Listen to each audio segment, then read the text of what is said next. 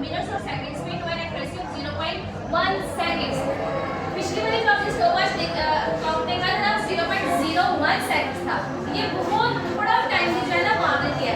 Even कि आप पलक झपक रही है ना तो वो भी टाइम इसमें नोट कर लिया जाता है। लेकिन जो एनालॉग है इससे थोड़ा सा ज़्यादा मापता है 0.1 सेकंड्स का।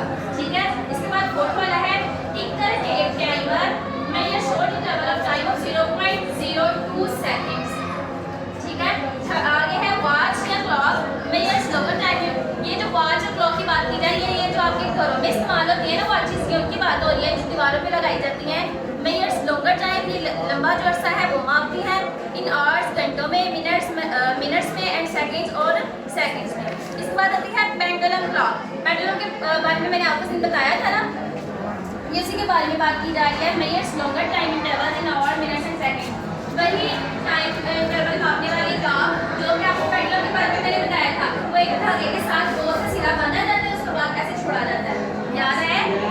तो जो क्लॉक उस पेंडुलम का टाइम इंटरवल मापती है उसे हम कहते हैं पेंडुलम क्लॉक। ये भी आपका जो टाइम है वो मिनट्स में मापेगी, सेकंड्स में मापेगी और आवर्स में मापेगी। इसके बाद है रेडियो एक्टिविटी के क्लॉक मेजर्स इन ईयर्स। ये सालों में महीना आपका वक्त मापा जाता है इसमें। Age of remain from thousand of years ago. आपको बताया था रेडियो एक्टिविटी, शायद आपने पढ़ा हो 7th में। ये जो कार्बन एटम्स के थ्रू हम रेडियो एक्टिविटी का प्रोसेस यूज करके जो एजिंग का काम करते हैं, बहुत सालों पहले जमीन के नीचे दब गए उनके फोर्सेस हैं, उनकी एजेस मापी जाती हैं, याद है? उनकी जो उम्रें हैं वो निकाली जाती है। वो किस जो क्लॉक यूज किए जाते हैं उसे हम कहते हैं रेडियो एक्टिविटी के क्लॉक। ठीक है, ये वाला टॉपिक आपने याद कर लिया है।